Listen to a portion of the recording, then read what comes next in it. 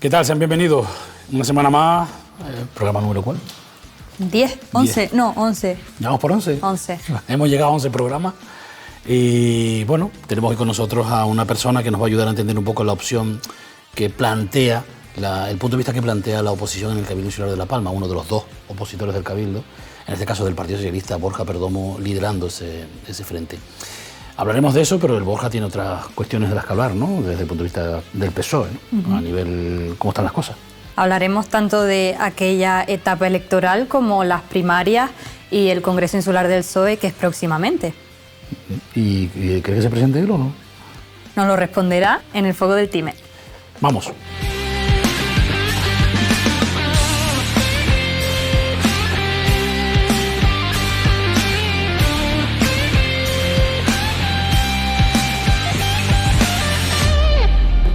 Buenas tardes, Borja Perdomo. Buenas tardes. Usted asumió la vicepresidencia del Cabildo de La Palma en un momento muy duro para La Palma, como fue la erupción volcánica, y después las urnas decidieron que estuviera en el otro lado, en la oposición. Vámonos a ese momento. ¿Cómo valoró el PSOE esos resultados electorales y si creen que la sociedad palmera de alguna manera no valoró el trabajo llevado a cabo durante la erupción? Hombre, es verdad que uno pues al final concurre, ¿no?, a las elecciones para ganar, para gobernar, ¿no? Pero bueno, es verdad que éramos conscientes también que veníamos de una situación muy complicada, la peor que ha vivido la isla pues en la historia reciente, con una pandemia, un volcán. Y bueno, pues al final las urnas, los vecinos y vecinas de la isla decidieron que la opción que gobernaba en ese momento, el pacto de gobierno, pues había que cambiarlo y bueno, así fueron los resultados. Yo la verdad es que, independientemente de que a nadie le gusta, ¿no?, pues sacar esos resultados en unas elecciones, me siento satisfecho del trabajo. Yo creo que con aciertos y errores, como no puede ser de otra forma, pero bueno, yo trabajamos en este caso lo que pudimos. Creo que se hicieron cosas importantes que a día de hoy pues están y han permitido, sobre todo en materia de comunicaciones, que es el área que yo llevaba directamente, y bueno, pues hay que asumir los resultados electorales. Ahora nos toca estar en la oposición y bueno, desde la oposición estamos intentando pues también que esas promesas que en su momento se comentaron por parte del que ahora es presidente del Cabildo, pues se lleven adelante y fiscalizar pues las actuaciones del gobierno. Borja, aquí dijo Kilian Sánchez durante su paso por el Foco del Time que si él hubiera sido el candidato, Sergio Rodríguez no hubiera tenido la mayoría absoluta. ¿Cree usted que Kilian hubiera logrado una mejor posición?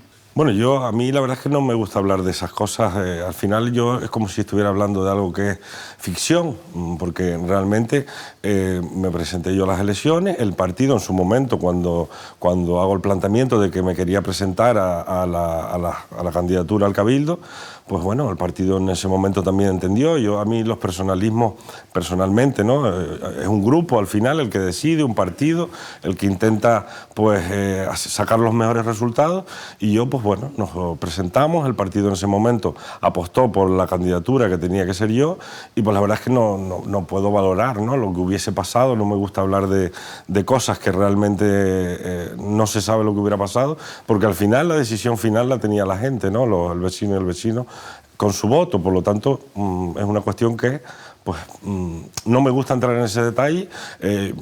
Pues él puede tener una percepción de pensar de que, bueno, pues a lo mejor si hubiera presentado su resultado, pues bueno, yo al final hice lo que pude, trabajé todo lo que pude, y por eso me presenté principalmente porque creía que tenía un aval de trabajo, que lo tengo, ¿no? Pero bueno, la gente en su momento no lo vio así y decidieron por otra alternativa. Bienvenido, Borja.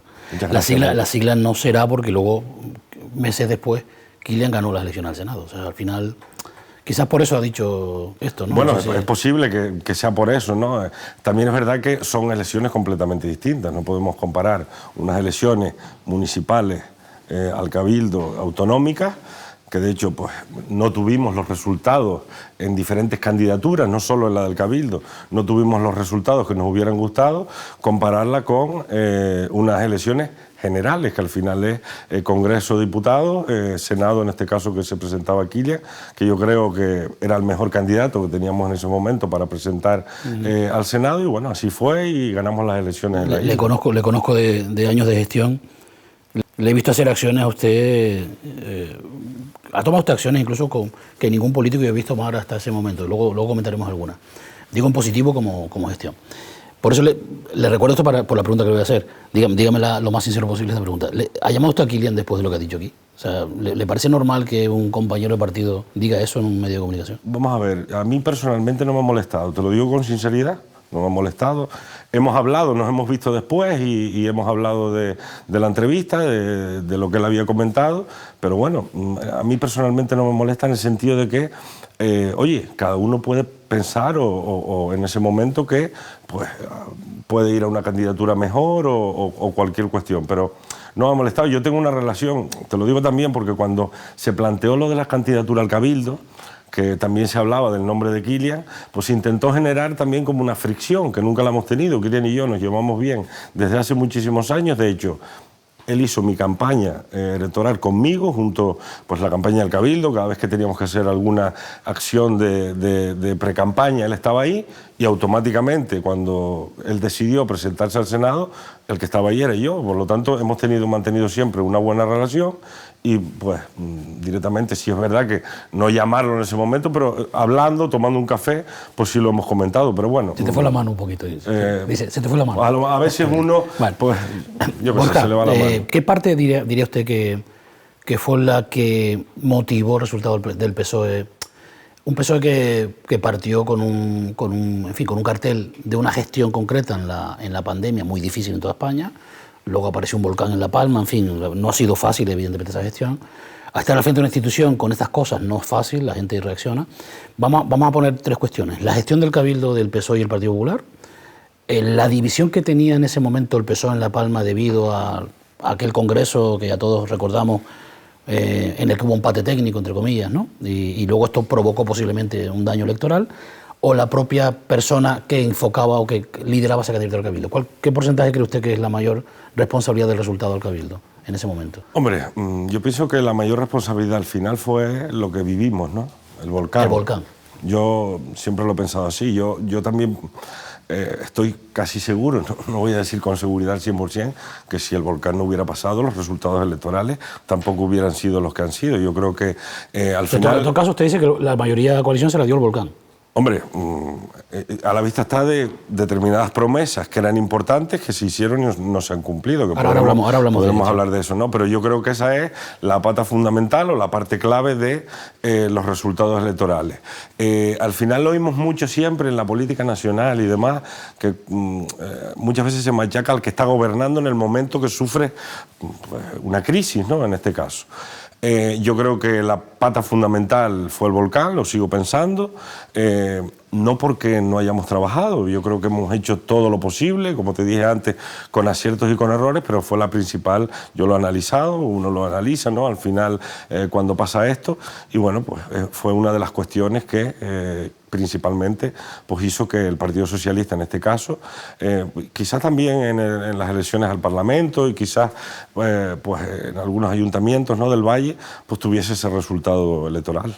Precisamente quería comentarle, durante su paso por el Cabildo, uno de los principales hitos que usted hizo fue meter las palas en la carretera de la Laguna Las Norias, que después no pudo inaugurar usted.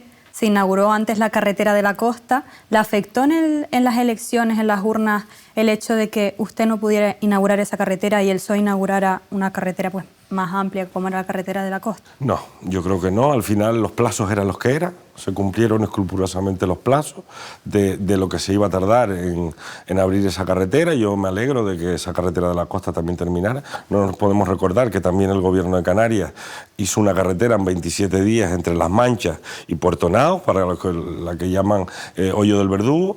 Pero no, yo creo que se hizo todo lo que se pudo, se abrió en 4 meses, tenemos que recordar que se abrió una pista que comunicaba ambos lados de la colada. Y bueno, es de una de las cosas que me siento pues, orgulloso en política, ¿no? Aunque no me haya tocado en ese momento inaugurarla, asfaltada, terminada. Pero bueno, yo siempre he de decir que ahí tengo yo una cuenta pendiente con toda la gente que me ayudó en su momento. O sea, la decisión fue dura. Fue dura porque a ciencia cierta no sabías a lo que te ibas a enfrentar cuando las máquinas entraron en el cruce de la laguna. Bueno, teníamos unos mapas, teníamos una previsión de lo que podía pasar, pero era dura la primera semana. Yo recuerdo hasta que aquella famosa imagen de las palas, ¿no?, cuando se encontraron, fue muy dura esa semana porque no sabías si, bueno, tenías planes de seguridad, tenías unos seguros de responsabilidad civil importantes, pero al final si una máquina de aquella de 40 toneladas caía en un tubo volcánico, posiblemente hubiese habido una desgracia.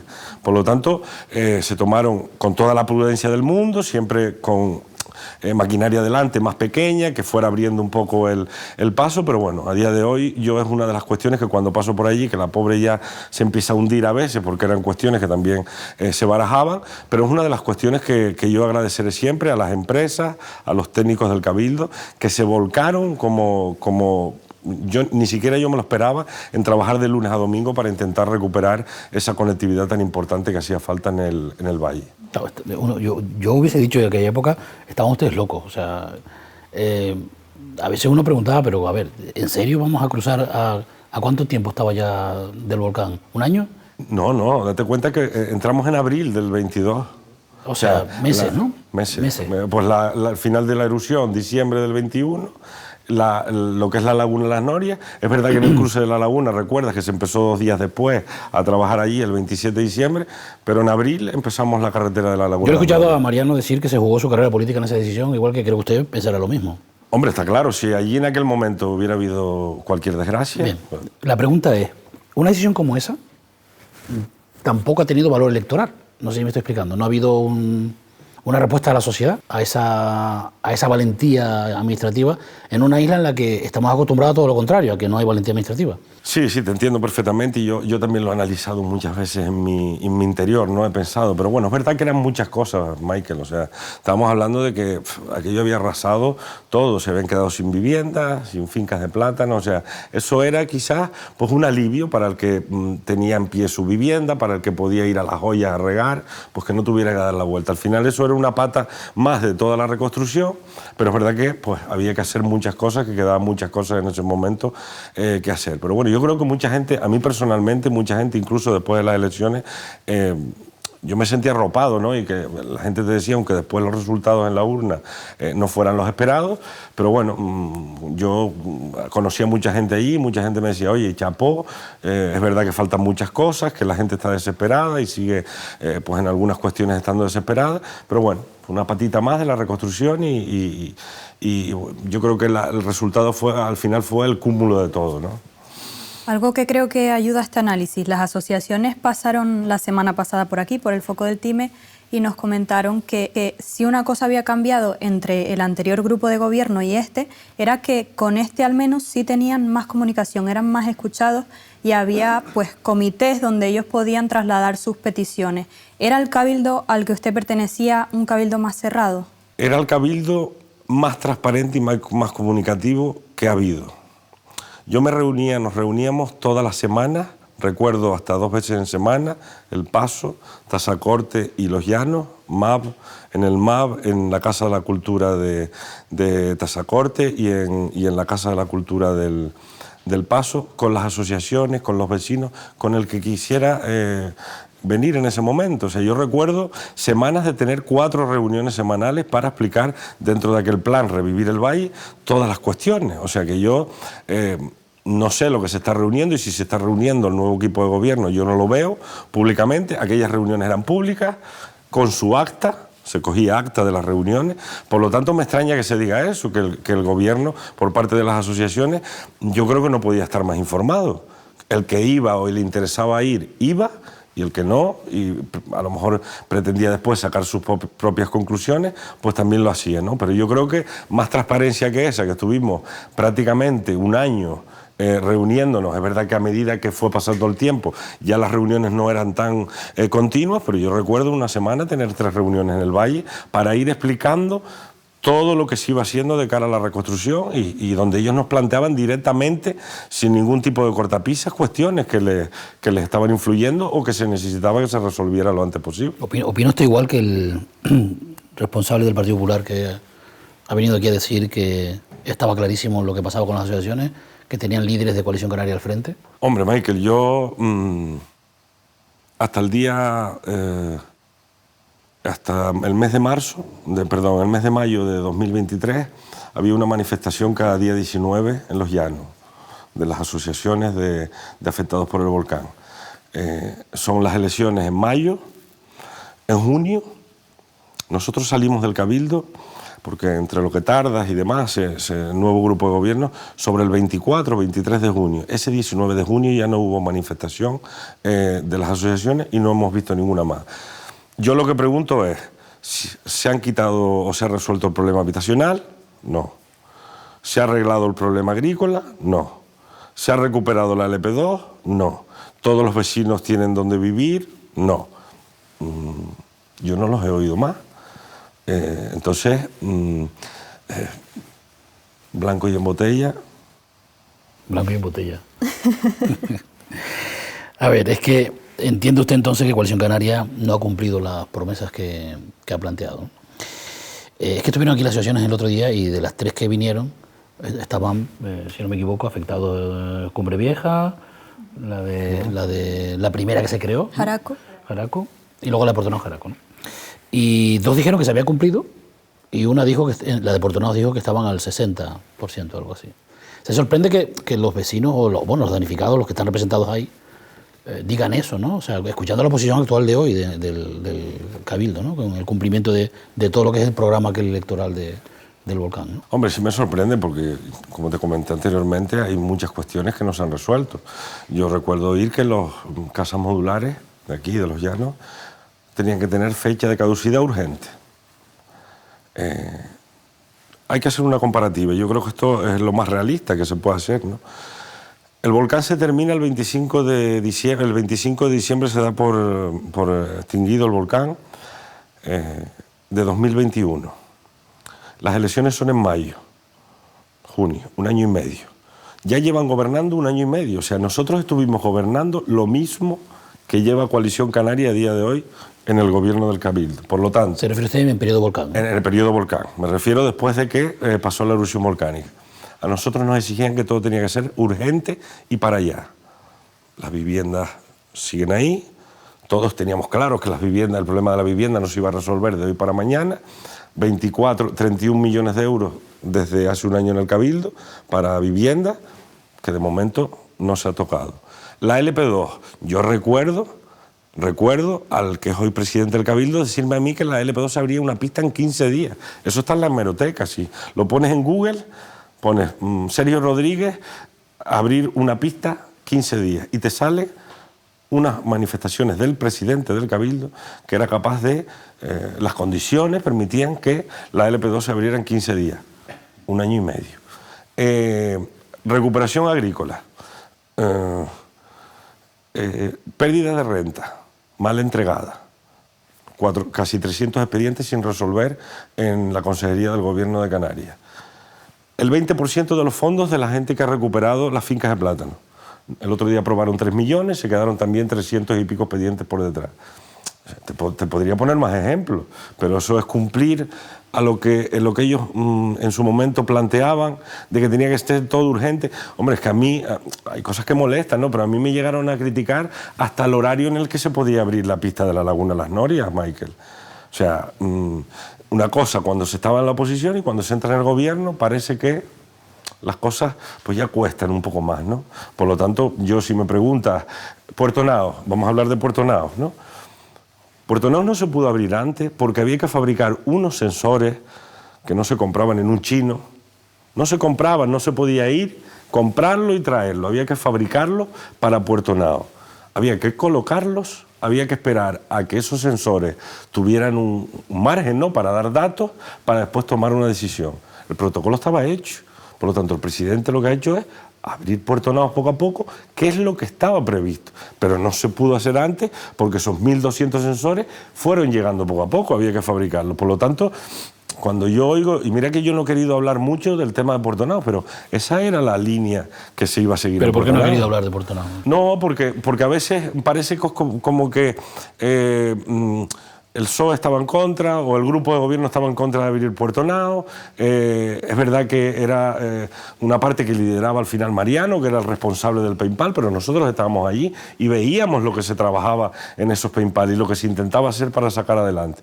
La verdad es que hasta el día de hoy pues poco he hablado del tema de Puerto Nao, no por nada, pero bueno, cuando oigo decir continuamente que se ha dado un vuelco a la gestión en este tema, no, se habrá podido hacer de una forma u otra, pero esa era la idea que había. De hecho, el protocolo que se utiliza fue el que estaba aprobado por el PayPal de la legislatura anterior, con determinadas modificaciones.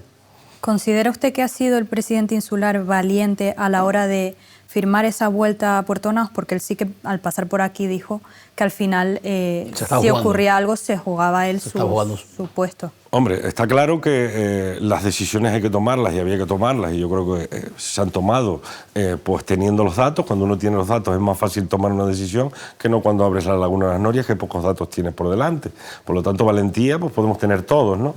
Pero bueno, yo creo que se ha tomado la decisión con unos datos que ya avalaban, que llevaban meses esos sensores dando unos determinados rangos que, según los informes de Función Pública, pues permitían. Lo que había que hacer es que una vez se entrara en Puerto Nao, controlar y que aquello no se volviera un descontrol, ¿no? Y que yo creo que es lo que se está haciendo. Por lo tanto, pues bueno, si él lo quiere llamar valentía, puede llamarlo valentía. Yo me alegro y lo voy a decir aquí, porque a veces parecía que es que uno no quería abrir Puerto Nao. Me alegro que los vecinos hayan podido ir a Puerto Nao y poco a poco se vaya recuperando pues la vida en un núcleo tan importante que, bueno, todavía falta, pero es importante que se recupere, ¿no? Porque ha dicho el alcalde de Los Llanos Aridane que se permitió que adjudicatarios de los contenedores no ocuparan los contenedores hace unos días en el programa. ¿Sabía usted eso, que habían adjudicatarios que no habían usado el contenedor? Yo había oído que había algún adjudicatario que no he oído unas declaraciones también estos días, que si se subalquilaban o se arrendaban, eso no lo sabía. Si es verdad que había contenedores que se estaban utilizando algunos, pues a lo mejor incluso para guardar cuestiones y tal, que todos no estaban ocupados, pero bueno, eso fue un reparto que se hizo en su momento. Quizás habría que haber revisado ese reparto que se hizo y haber pues instado a esas personas que realmente no estaban ocupando los contenedores a que se modificar, y alguien que necesitara ese contenedor pues que lo pudiera ocupar, ¿no? Es verdad que pues, había que haber hecho a lo mejor otro tipo de control. No sé qué número es ni cuánto es, pero sí es verdad que lo he oído. Tampoco te lo puedo verificar directamente porque no tengo esos datos, pero sí he oído esa cuestión, ¿no? Se ha oído en la calle y, bueno, aparte de las manifestaciones que se han hecho, ¿no? Le digo por acciones políticas anteriores que han ido cuestionando. La última también de vivienda, hablando de lo mismo, damnificados del volcán que no ocupan las viviendas en la zona este de la isla de La Palma porque entienden que hay desarraigo. No sé si usted también ha leído y ha visto esa... Sí, hemos visto que se ha dicho que las viviendas de Finca Amado, ya pasó con Fuencaliente. Cuando se ofrecieron las de Fuencaliente en su momento, también mucha gente rechazó el poder ir a Fuencaliente, a esas viviendas. Ahora hemos visto lo de Finca Amado, no tenemos más datos que el anuncio que lo plantearemos ahora en el siguiente pleno, que tenemos este viernes un pleno, y plantearemos que se nos dé por escrito, ¿no?, esa solicitud que se le ha hecho a los vecinos. Me imagino que a la hora de decir que no, tendrán que firmar algún tipo de documento, no será llamar por teléfono y decir, mire, usted tiene una vivienda allí, ocúpela sí o no, tendrá que haber algún tipo de control en ese tema, pero bueno, también lo hemos oído, de que no las han querido ocupar. Nos informaremos estos días de cómo se ha hecho ese procedimiento para asignar la vivienda y llamar a esos vecinos, ¿no? Porque también recuerdo ir, es verdad que las situaciones han cambiado, pero cuando se empezaron las obras la legislatura pasada en esas viviendas, también recuerdo ir a responsables que llevaban eso, de que esas viviendas estaban prácticamente ya que casi asignadas. Es verdad que ha pasado un año y medio, mucha gente se ha reubicado, posiblemente algunos de los que estaban reasignados en esas viviendas ya habrán construido su propia vivienda, pero bueno, averiguaremos a ver por qué, cómo ha sido cómo se ha llevado a cabo eso y bueno, por qué ha sido la renuncia. Otra de las cosas de las que le oímos hablar mucho a usted en los plenos o cuando usted tiene intervenciones públicas es la LP2, que ya la ha mencionado en varias ocasiones durante esta entrevista. ¿Usted califica de contradictorias las declaraciones del presidente de por qué no se ha empezado la obra de la LP2? Yo quiero un poco que valore por qué son contradictorias. A ver, en septiembre de 2023, llevaban 2 meses en el gobierno, plantea el presidente del Cabildo en un pleno que la LP2 la va a abrir el Cabildo. yo recuerdo que en ese pleno comenté que eso no iba a ser posible. Él me llama que si soy adivino, es lo que se ha dedicado a decir.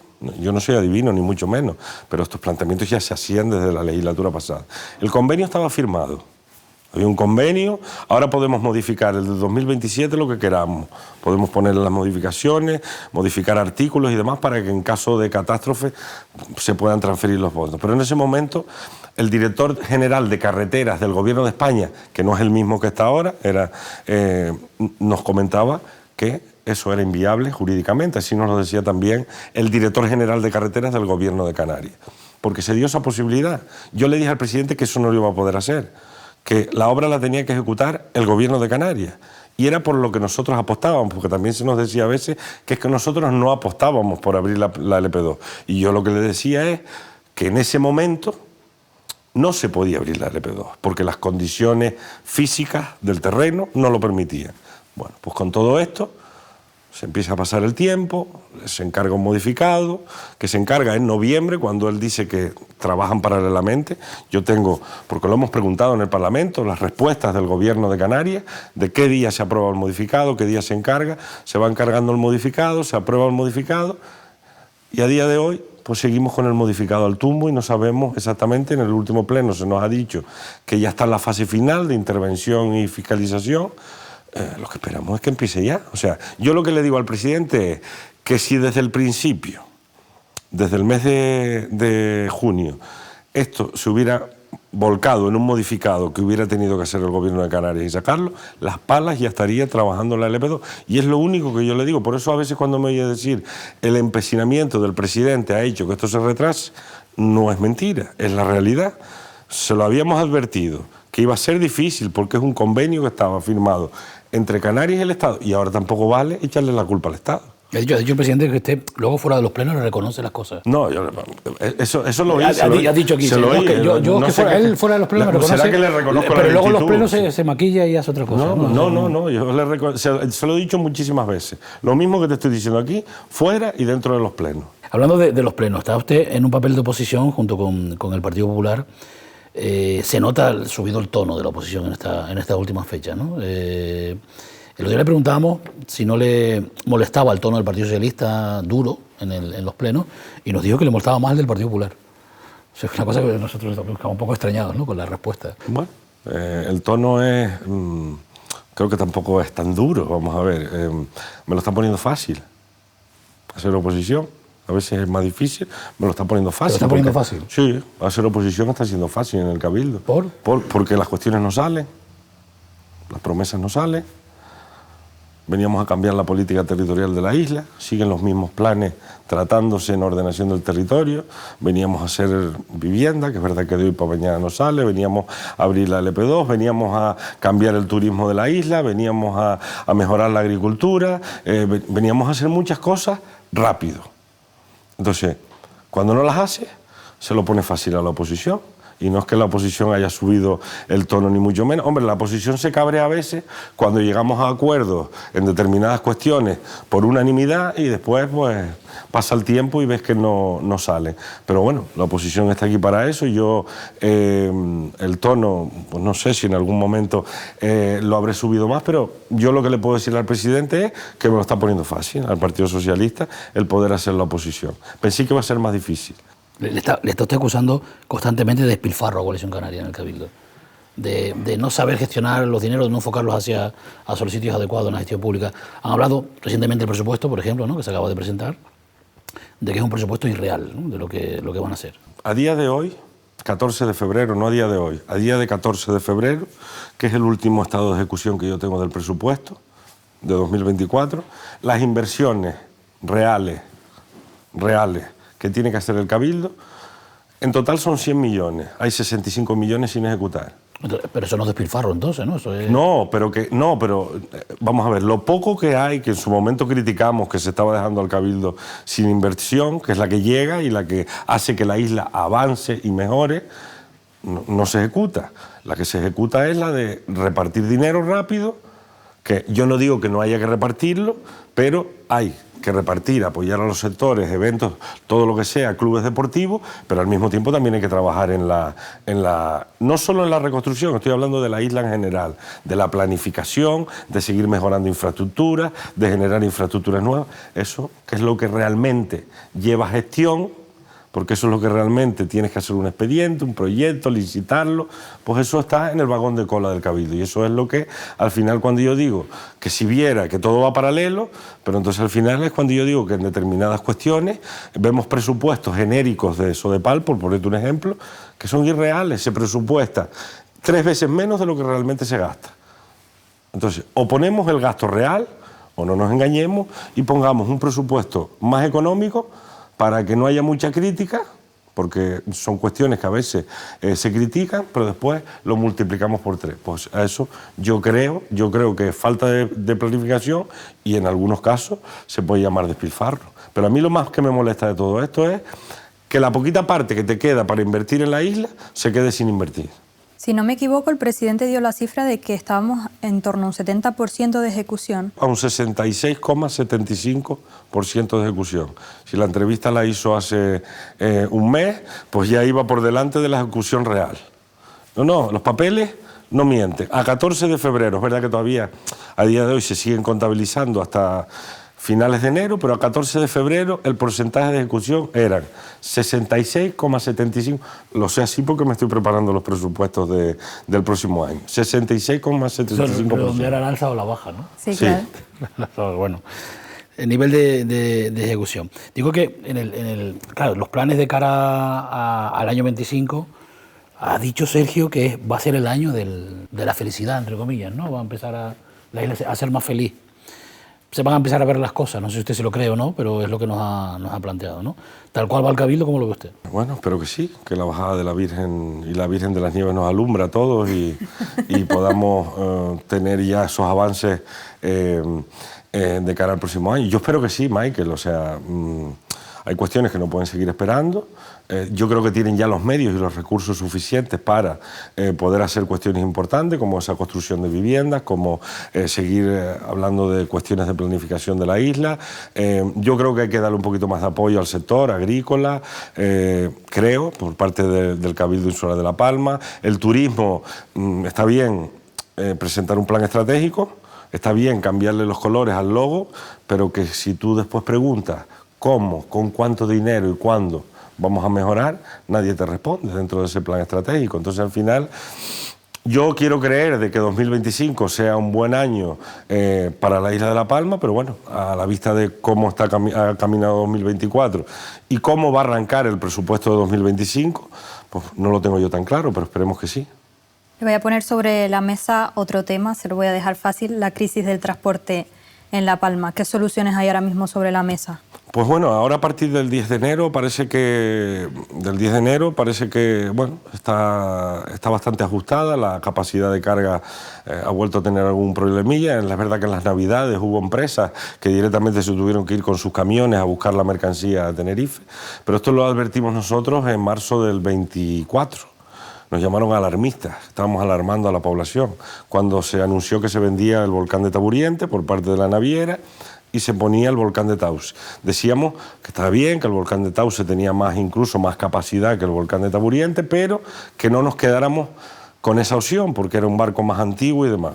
De ahí han venido las roturas que surgieron antes de Navidad, los problemas con los transportistas, y a mí lo que me molesta es que al final cuestiones que hemos aprobado en pleno, nosotros presentamos una moción para mejorar las comunicaciones marítimas que fue aprobada institucionalmente por los 3 partidos políticos, se quedaron en determinadas cuestiones en una comisión que solicitamos de transporte para ver de qué forma se podía mejorar este tema y nada de eso se cumplía, no se reunía.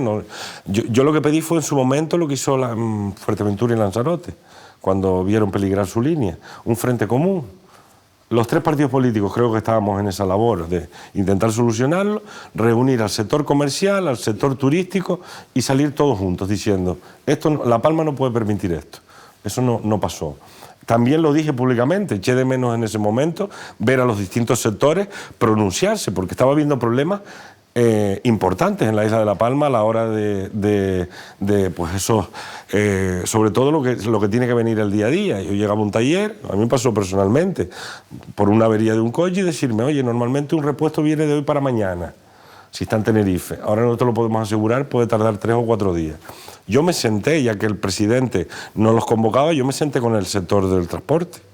Me llamaron como que yo había incumplido, me dijo el presidente que se reunió al día después de haberme reunido yo, que yo había incumplido los acuerdos. Y le dije, ¿qué acuerdos? Si no hemos acordado nada y todo lo que hemos acordado no se ha hecho absolutamente nada. Por lo tanto, yo creo que ahí hubo, yo no digo que el Cabildo lo fuese a resolver todo, pero sí hacía falta un poquito más de presión y de impulso. Es verdad que son decisiones empresariales al final, pero bueno, yo creo que hay 2 navieras en la isla de La Palma que se podía haber planificado, que es lo que creo que van a intentar hacer ahora, con los barcos que tenemos, pues intentar planificar de que esas cuestiones y esos transportes no se queden detrás. Y al final estamos en una isla pequeña donde no tenemos grandes superficies que puedan tener gran stock, sino que tenemos que ir tirando del día a día, de Tenerife, de Gran Canaria. Por lo tanto, si eso falla, pues al final los que lo sufren son los comercios y en este caso los ciudadanos de la isla. Dígame algo que haya hecho bien Coalición Canaria, una cosa, 60%, no sé, no, yo dije en la gasolina, todas estas cosas vamos a ver, que ellos han dicho que han logrado. Que sí, me parece bien, yo no digo que... Yo digo si se las reconoce alguna sí, o... Sí, yo se las reconozco, incluso las reconocí. Yo públicamente le dije al presidente cuando entró, y planteó que iba a coger dinero, fondos y a entregárselos a los ayuntamientos. Digo una cosa interna del propio Cabildo, para comprar suelo para vivienda, aplaudimos, le dijimos chapó, nosotros estamos en esa decisión. Lo que pasa es que después de los 5 millones solo se repartieron 2, pero bueno, porque había ayuntamientos que no tenían disponibilidad. Hemos dicho y hemos propuesto cuestiones que se han llegado a acuerdo. Yo no digo que todo esté mal, pero bueno, mi labor, a mí tampoco cuando hacía las cosas bien me daban palmaditas ni quería que me dieran palmaditas en la espalda. Yo estoy aquí para fiscalizar y lo que no se hace, pues ponerlo sobre la mesa. Pero no, con esto no quiero decir que Coalición Canaria, absolutamente todo lo está haciendo mal. Vamos a hablar un poco de la isla que tenemos hoy con los ciudadanos. ¿Cree usted que La Palma tiene la capacidad para recuperarse pronto del volcán Borja? Estamos a niveles de camino dramático en cuestiones de población, de pérdida de volumen de población, de pérdidas económicas a nivel de empresas. Estamos viendo algunos municipios pasándolo bastante mal, con comercios que están cerrando, algunas cuestiones que ustedes me dirán, ¿no? Esto con lo que están diciéndonos de que nos vamos a recuperar, de que, claro, porque estamos en un nivel de ayudas importante hasta hoy para poder sacar adelante cuestiones para la isla. Esas ayudas todos tememos que empiecen a ya ceder y no nos hayamos recuperado económicamente, que todavía el impulso económico de La Palma no sea suficiente para que la maquinaria sea suficiente para conseguir lo que necesitamos. Está claro que es complicado, ¿no? La isla, pues ya de por sí, antes de la erupción volcánica, tenía algunas cuestiones importantes que había que resolver. Uno, por ejemplo, era el tema de la vivienda. Nos estamos encontrando que podemos ir... no tenemos donde un médico que lo llamas y muchas veces no puede venir al hospital porque no tiene vivienda. Es verdad que hay cuestiones fundamentales que van a ser difíciles de recuperar. Pues la parte agrícola, que es un motor en el valle, se irá recuperando poco a poco. El tema de las ayudas, también es verdad que hay ayudas que no se ejecutan. Los presupuestos del Cabildo del 2024 había 12 millones de euros para los afectados y se han entregado 700.000 euros. Había 3 millones de euros para las empresas, que hay que seguir apoyándolas también, y no se han ejecutado. Entonces, yo creo que las ayudas... ¿Ayudas no ejecutadas del Cabildo? Sí. De 12 millones de euros han llegado a los afectados 700.000 euros. Ayuda directa. 6 millones para gastos inventariables, 6 millones en ayudas directas. ¿Y ese dinero a dónde va si no se ejecuta? Bueno, pues al remanente o se modifica como se ha hecho en algunas cuestiones. Pero ya deja de ser para los afectados, me refiero. Deja de ser, sí, claro, a no ser que en este presupuesto lo vuelvas a poner para los afectados, pero no ha llegado a los afectados. El tema de las ayudas con las empresas pasa igual. O sea, hemos pasado en 2023 de entregar casi 10 millones a empresas afectadas por la erupción a entregar 1,5. O sea... yo creo que también hay que ser consciente que hasta que no se den esos mimbres, como tú comentabas, de que podamos ir saliendo ya un poco solos. ¿Usted mantendría el nivel de ayudas que tenemos estos días? De momento, visto lo visto, yo mantendría aún un poco más el nivel de ayuda, porque las empresas lo necesitan. Hablamos, por ejemplo, de Portonaos, de algunos espacios que se empiezan a abrir. Las empresas están como con miedo, no sé si me explico. Nos decían aquí el otro día que abrir en Portonaos hoy en día es jugársela como empresario. O sea, porque es que no sabemos si la gente va a bajar, si va a estar, si no va a estar. Y volver a contratar a 4 personas que tenías en un local, por ejemplo, ¿no? Es una cuestión... Por eso era uno de los planteamientos de que esas ayudas, sobre todo a las empresas, no se quitaran de forma drástica, sino progresivamente, ¿no? En función de los ingresos que iba teniendo esa empresa a medida que se iba abriendo y funcionando. Por lo tanto, yo creo que necesitamos todavía, y yo creo que hay en este caso un compromiso de varias administraciones de seguir poniendo los recursos. He oído mucho decir que si con la Dana nos van a olvidar, yo creo que el compromiso sigue estando ahí hasta que la isla se recupere, pero es verdad que para que la isla se recupere, aparte de las ayudas, pues también las administraciones tienen que poner a funcionar de una forma más rápida algunos temas principales, como la vivienda, como seguir recuperando las infraestructuras, para que la gente pueda edificar otra vez en las zonas que se permita dentro del volcán, que se recupere, es una cuestión clave, el tema agrícola. El tema turístico, es verdad que pues, se ha ido abriendo el hotel, no sé ahora mismo en qué ocupación está el hotel de Portonaos, pero bueno, hay que recuperar muchas camas turísticas y bueno, hay que hacer un replanteamiento de la isla después de la erupción volcánica importante, ¿no? De lo que queremos. La ocupación del hotel no la sé, lo que sí sé es el precio de la habitación. El precio de la habitación son como 280 euros la noche, o sea, para que se haga una idea de, bueno, pues entonces, del temor, ¿no? Económico. Es complicado, yo sé que es complicado, pero... Por eso hablábamos de que la ayuda tiene que ser progresiva. Tú no puedes llegar y decir, a este negocio que abrió en Portonaos, automáticamente le quito la ayuda. Tienes que irlo haciendo pues, en función de los ingresos y, oye, si el que va remontando llegará un momento que no, pues tendrás siempre que estar un poco hasta que la situación mejore, pues detrás echando una mano, ¿no? Borja, finalizamos este bloque y vámonos a un futuro próximo. A finales de marzo tenemos Congreso Insular del PSOE, se va a elegir secretario general. ¿Opta Borja Perdomo a este puesto? Borja Perdomo a día de hoy no ha planteado ni se ha planteado ninguna de estas cuestiones, porque más que nada por respeto, ¿no? al Congreso Regional.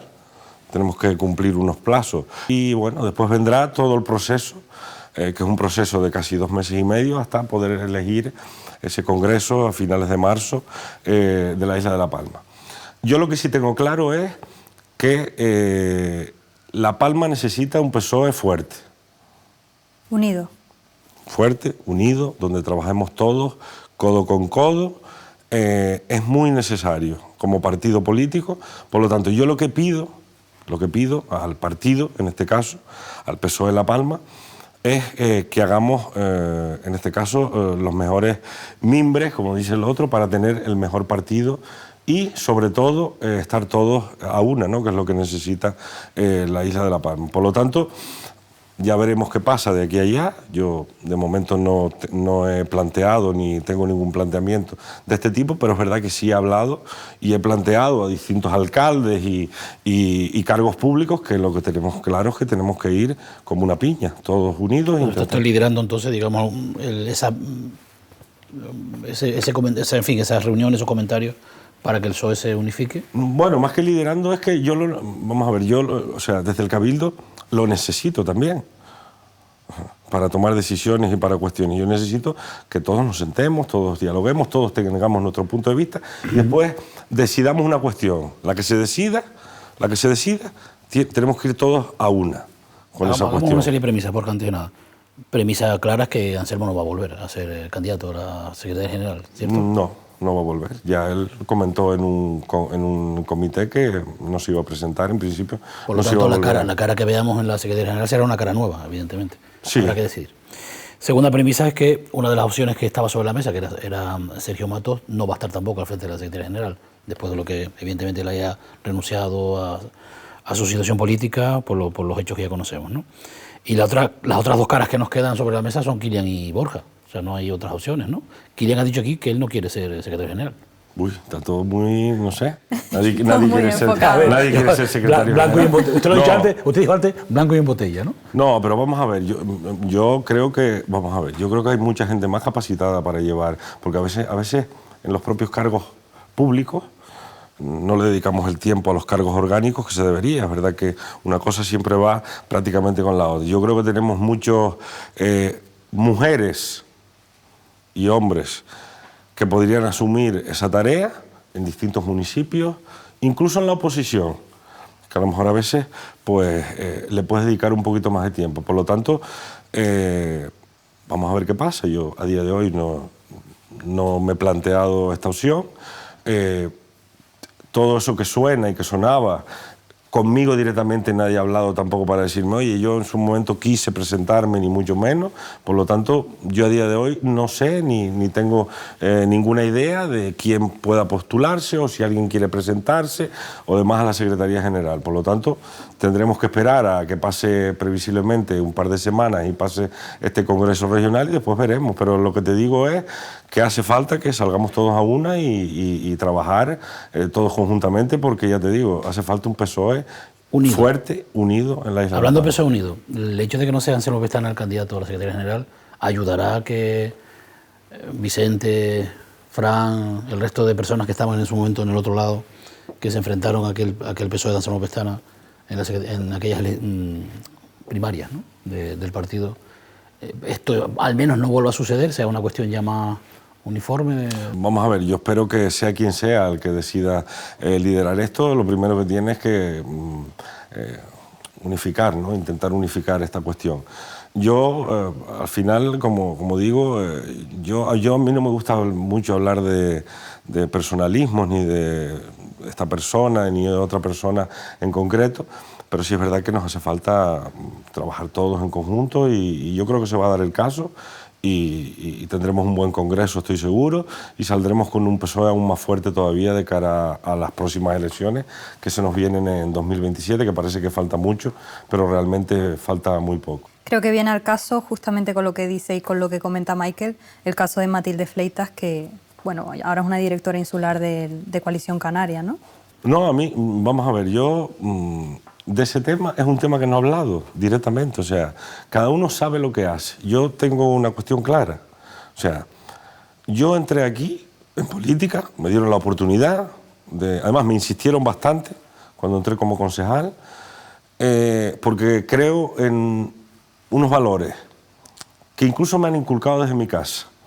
El día que yo no esté de acuerdo con lo que dicen esos valores, o si no estoy de acuerdo con alguna de las personas que dirige el proyecto, o si no estoy de acuerdo en cómo se dirige el proyecto, Borja Perdomo se va para su casa. Ya está. No me planteo ni que me llame ningún otro partido político. Eso es una cuestión que tendrá que comentar ella. Yo no tengo nada contra ella directamente. De hecho, yo era una persona perfecta, la saludo en la calle, nunca he tenido ningún tipo de problema con Matilde, ni mucho menos, pero es una cuestión que tiene que responder ella. Yo sí tengo claro lo que yo haría. Yo el día que no crea en esto o que vea que la dirección del partido no va en consonancia a lo que yo creo, que por eso no es que yo tenga que tener la razón, pero bueno, si en algún momento no lo veo así, pues yo me iré para mi casa, me volveré de alto autónomo y seguiré ejerciendo mi profesión de ingeniero, que además me gusta muchísimo. Y que bueno, te voy a decir una cosa, mientras estuve en el área de infraestructura me dio un poquito de vidilla esos momentos que salí a ver las obras y demás. No, pensé que iba a decir cuando dijo eso de, digamos que digo una cosa, como dicen todos los políticos que vienen de la política, estoy perdiendo dinero en la política. No. Lo dicen todos al final. Usted no, ¿no? Yo, bueno, no es que esté perdiendo dinero, pero sí van saliendo canas y el estrés es mucho mayor que el que tenía cuando estaba en mi profesión. Gracias por venir, Borja. Yo creo que finalizamos con esto y le agradecemos un montón su sinceridad. Bueno, yo les agradezco a ustedes que me hayan invitado y para lo que necesiten, aquí estamos. Quizá vuelva como secretario general del PSOE. Vamos a ver si este año 2025... No responde. Vamos a ver si este año 2025 es un buen año para la Isla de Palma, que es lo que yo creo que al final queremos todos. Bueno, se lo hicimos de otra manera. Bueno, dentro de un par de semanas le llamamos otra vez para entrevista. Perfecto, gracias. Aquí estaremos. Gracias, Borja. Gracias.